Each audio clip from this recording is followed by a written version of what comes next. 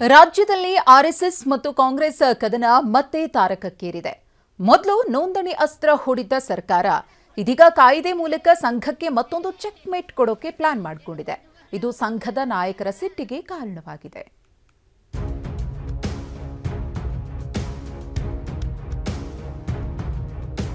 ಇಲ್ಲಿಗೆಲ್ಲ ಪ್ರಶ್ನೆ ಮಾಡ್ತಾ ಇದ್ದೀನೇನ್ರಿ, ಶ್ರೀರಾಮನು ಲೆಕ್ಕ ಕೊಡಬೇಕು, ಇವ್ರು ಲೆಕ್ಕ ಕೊಡಂಗಿಲ್ಲ ಅಂದ್ರೆ ಹೆಂಗೆ? ಈ ಬಿಲ್ಲಿಗೆ ಅನ್ರಿಜಿಸ್ಟರ್ಡ್ ಅನ್ರೆಗ್ಯುಲೇಟೆಡ್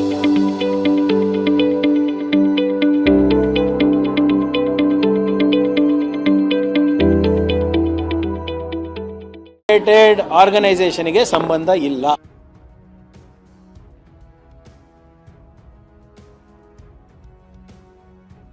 ಇದೇ ಮಾತು ಗೃಹ ಸಚಿವ ಪ್ರಿಯಾಂಕ್ ಖರ್ಗೆ ಆಡಿದ ಈ ಮಾತುಗಳೇ ರಾಜ್ಯದಲ್ಲಿ ಮತ್ತೊಮ್ಮೆ ಆರ್ಎಸ್ಎಸ್ ವರ್ಸಸ್ ಕಾಂಗ್ರೆಸ್ ಕಾಳಗಕ್ಕೆ ವೇದಿಕೆ ಕೊಟ್ಟಿದೆ. ಇದರ ನಡುವೆ ಸರ್ಕಾರ ಕೂಡ ಸರ್ಕಾರಿ ಆವರಣ, ಸಾರ್ವಜನಿಕ ಆಸ್ತಿಗಳ ಬಳಕೆ ನಿಯಂತ್ರಣ ಮಸೂದೆ ಮಂಡನೆಗೆ ಸಂಪುಟದ ಒಪ್ಪಿಗೆ ಸಿಕ್ಕಿದೆ. ಇದು ಬಿಜೆಪಿಯವರ ಕಣ್ಣು ಕೆಂಪಗಾಗಿಸಿದೆ. ಇದೇ ಸಂಬಂಧ ನಿನ್ನೆ ರಿಯಾಕ್ಟ್ ಮಾಡಿದ್ದ ಪ್ರಿಯಾಂಕ್ ಖರ್ಗೆ, ನಿಮ್ಮ ನೋಂದಣಿಯಾಗದ ಸಂಘಟನೆಗೂ ಈ ಬಿಲ್ಗೂ ಸಂಬಂಧವಿಲ್ಲ, ಶ್ರೀರಾಮ ಹಾಗೂ ರಾಮನ ಭಕ್ತರು ಕೂಡ ಲೆಕ್ಕ ಕೊಡಬೇಕು ಅಂತ ಕಿಡಿಕಾರಿದ್ರು.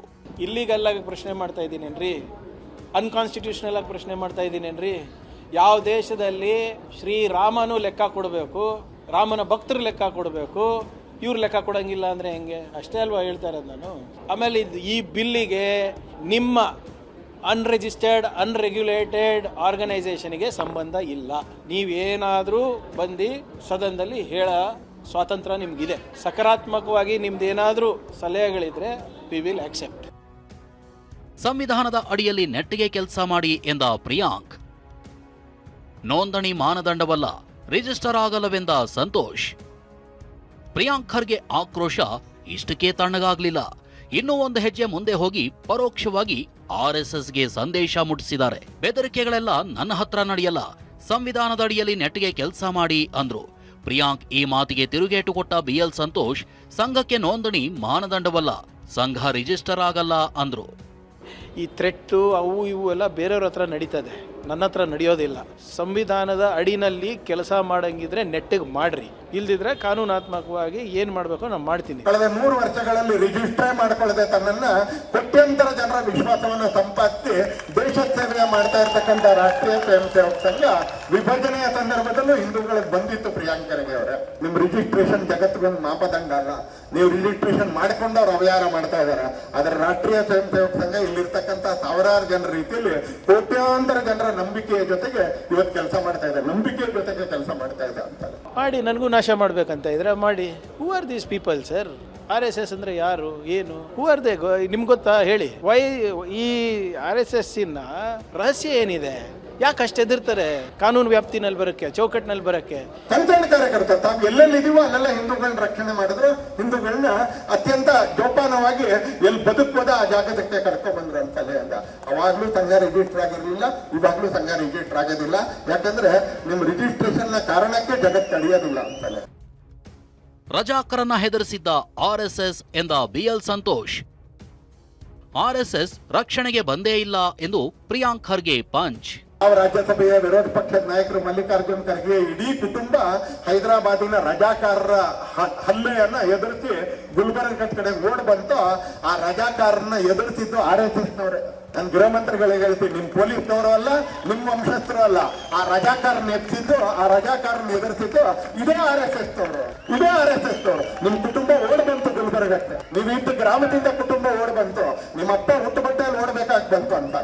RSS ಅವರು ರಕ್ಷಣೆಗೆ ಬಂದಿಲ್ಲ, ನಮ್ಮ ಭಾಗದ ಜನರಿಗೆ ರಕ್ಷಣೆ ಮಾಡಿದ್ದು ಪಂಡಿತ್ ಜವಾಹರ್ಲಾಲ್ ನೆಹರು ಅವರು, ಸರ್ದಾರ್ ಪಟೇಲ್ ಅವರು ಮತ್ತೆ ಇಂಡಿಯನ್ ಆರ್ಮಿದವರು. ಇವತ್ತು ಸಂಘದ ಬಗ್ಗೆ ಬಿಟ್ಟು ತೋರಿಸ್ತೀವಿ. ಅದೇ ಸಂಘ ರಜಾಕಾರರ ವಿರುದ್ಧ ಹೋರಾಡಿದ್ದು, ಅದೇ ಸಂಘ ವಿಭಜನೆಯಲ್ಲಿ ಹಿಂದೂಗಳಿಗೆ ಧೈರ್ಯಕ್ಕೆ ಅಂತ ನಿಂತ್ಕೊಂಡಿದ್ದು. ಯಾವನೊಬ್ಬ ಚಡ್ಡಿ ಹಾಕೊಂಡು ನಿಂತಿಲ್ಲ ಅಲ್ಲಿ. RSSದು ಸರ್ದಾರ್ ಪಟೇಲ್ ಅವರ ಒಂದು ದೃಢ ನಿರ್ಧಾರದಿಂದ ಇವತ್ತು ನಾವು ಅಖಂಡ ಭಾರತವನ್ನು ನೋಡ್ತಾ ಇದ್ದೀವಿ. 560 ಸಣ್ಣ ಪುಟ್ಟ ರಾಜ್ಯಗಳು, ಸಂಸ್ಥಾನಗಳು ಒಗ್ಗೂಡಿಸಿ ಇವತ್ತು ಭಾರತ ರಾಷ್ಟ್ರ ಆಗಿದೆ, RSS ಇಂದ ಅಲ್ಲ. ಪ್ರಿಯಾಂಕ್ ಖರ್ಗೆಗೆ ಆರ್ಎಸ್ಎಸ್ ರೋಗ ಬಂದಿದೆ ಎಂದ ಶಾಸಕ ಯತ್ನಾಳ್, ಉತ್ತರ ಕೊಡೋಕಾಗದೆ ಚಾರಿತ್ರಿಕ ವಧೆ ಮಾಡ್ತಿದ್ದಾರೆ ಎಂದ ಪ್ರಿಯಾಂಕ್. ಈ ರೀತಿ ಒಂದು ರೀತಿ ಮಾನಸಿಕ ಅಸ್ವಸ್ಥರಾಗ್ಯಾರ ನಮ್ಮ ಪ್ರಿಯಾಂಕಾ ಖರ್ಗೆ. RSS ಅಂದರೆ ಒಂದು ಎಲ್ಲರಿಗೂ ಕೆಲವೊಂದು ರೋಗ ಬರ್ತಾವೆ, ಕ್ಯಾನ್ಸರ್ ಹೊತ್ತು ಬರ್ತೈತಿ, ಪಾರ್ಶ್ವವಾಯು ಹೊತ್ತು ಬರ್ತದೆ. ಹಂಗೆ ಪ್ರಿಯಾಂಕಾ ಖರ್ಗೆ ಅವ್ರಿಗೆ RSS ರೋಗ ಒಂದು ಬಂದೈತಿ. ಸುಮ್ಮನೆ ಇದೆಲ್ಲ ಬಂದು ಪ್ರತಿ ಸರಿ ಯಾರ್ಯಾರು ನಿಮ್ಮ MP ಗಳೆಲ್ಲ ಬೆಂಗಳೂರು MP ಗಳೆಲ್ಲ ಹುಚ್ಚಿಡ್ದಿದೆ ಅವರಿಗೆ ಪ್ರಿಯಾಂಕಿಗೆ ಕಾಂಗ್ರೆಸ್ನವ್ರಿಗೆ ಏನು ಅರ್ಥ ಇದು? ಉತ್ತರ ಕೊಡೋಕ್ಕಾಗಿಲ್ಲ ಅಂದರೆ ವೈಯಕ್ತಿಕ ಚಾರಿತ್ರ್ಯವಧೆ ಮಾಡ್ತೀರಾ ನೀವು? ಉತ್ತರ ಕೊಡೋಕ್ಕಾಗಿಲ್ಲ ಅಂದರೆ ಥ್ರೆಟನ್ ಮಾಡ್ತೀರಾ ನೀವು? ಏನಂದ ಅರ್ಥ ಅಂದರೆ ಏನು ಕೊಲೆ ಮಾಡ್ತಾರಾ ನನಗೆ? ನಮ್ಮ ಗೃಹ ಸಚಿವರಿಗೆ ಏನೋ ಸ್ವಲ್ಪ ಆರೋಗ್ಯದ ವಿಚಾರದಲ್ಲಿ ತಪಾಸಣೆ ಅವಶ್ಯಕತೆ ಇದೆ ಅಂತ ಅನಿಸುತ್ತೆ. ಯಾಕೆಂದರೆ ಸುಮ್ಮನೆ ಅವರು RSS ಏನೂ ಪ್ರತಿಕ್ರಿಯೆ ಕೊಟ್ಟಿಲ್ಲ, ಕೊಡೋದು ಇಲ್ಲ. ಏನಾರು ಅವ್ರ ಬಗ್ಗೆ ಒಂದು ಶಬ್ದ ಮಾತಾಡಿದೆಯಾ? ಇವರೇ RSSನವ್ರ ಬಗ್ಗೆ ಮಾತಾಡಿದರೆ ನಾಶವಾಗ್ತೀವಿ ಅಂತ ಅಂತಾರೆ. ಯಾರು ಹೇಳಿದ್ದಾರೆ?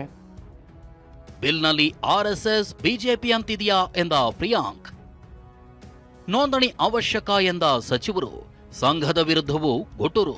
ಆಮೇಲೆ ಇದು RSS ಅಂತ ಯಾರು ಹೇಳಿದ್ರು? ಇದು RSSಗೋಸ್ಕರ ಅಂತ ಯಾಕೆ ಹೇಳಿದ್ರು? ಇದು ಏನು ಅವ್ರು ಒಬ್ಬರೇ ಇರೋದ ಸಂಸ್ಥೆ ಇಡೀ ಸಮಾಜದಲ್ಲಿ? ಬೇರೆ ಯಾವ ಸಂಸ್ಥೆಗಳೇ ಇಲ್ಲ, ಸಂಘಟನೆಗಳೇ ಇಲ್ವಾ? ಬೇರೆ ಯಾರು ದುರುಪಯೋಗ ಮಾಡೋದಲ್ಲ ಅಂದರೆ ಇವ್ರು ದುರುಪಯೋಗ ಮಾಡ್ತಾ ಇದ್ದಾರೆ ಅಂತ ಅರ್ಥನಾ? ನಾನು ಎಲ್ಲಿ ಬ್ಯಾನ್ ಅಂತ ಎಲ್ಲಿ ಹೇಳಿದ್ದೀನಿ? ಅಥವಾ ಬಿಲ್ ಓದಿದಾರ ಯಾರನ್ನ? ನಿಷೇಧ ಅಂತ ಇದೆಯೇನೋ ಅದರಲ್ಲಿ? BJP ಅಂತ ಇದೆಯಾ ಅದರಲ್ಲಿ? RSS ಅಂತ ಇದೆಯಾ ಅದರಲ್ಲಿ? ಯಾಕೆ ಸುಮ್ಮನೆ ವಿನಾಕಾರಣ ಗೊಂದಲಗಳು ಸೃಷ್ಟಿ ಮಾಡ್ತಾ ಇದ್ದಾರೆ ಇವರು? ಅಷ್ಟೊಂದು ದೊಡ್ಡ ಸಂಘಟನೆ ಇರೋಂಥ ಸಾವಿರಾರು ಮಂದಿ, ಲಕ್ಷಾಂತರ ಮಂದಿ ಹೊಂದಿರತಕ್ಕಂಥ ಒಂದು ಸಂಘಟನೆ, ಅದಕ್ಕೆ ಹಗ್ಗ ಮೂಗ್ದಾರ ಇಲ್ಲ ಅಂದರೆ ಹೆಂಗೆ? ಎಲ್ಲ ಇರಬೇಕಲ್ವಾ? ಹಗ್ಗನೂ ಇರಬೇಕು, ಮೂಗ್ದಾರನೂ ಇರಬೇಕು, ಕಾನೂನಿನ ಕಟ್ಟುಪಾಡುಗಳು ಇರಬೇಕು, ವ್ಯವಸ್ಥಿತವಾಗಿ ಹೋಗಬೇಕು. ನೋಂದಣಿ ಆಗಲಿಲ್ಲ ಅಂದ್ರೆ ಮುಂದೆ ನಾವು ಬಿಡಂಗಿಲ್ಲ, ನೋಂದಣಿ ಮಾಡಲೇಬೇಕು. ಯಾಕೆ?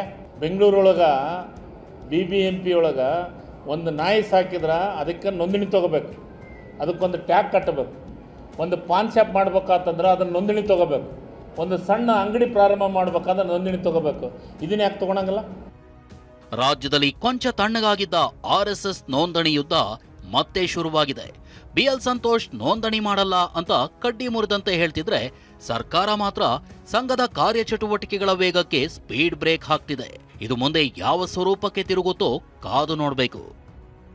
Bureau report, TV9.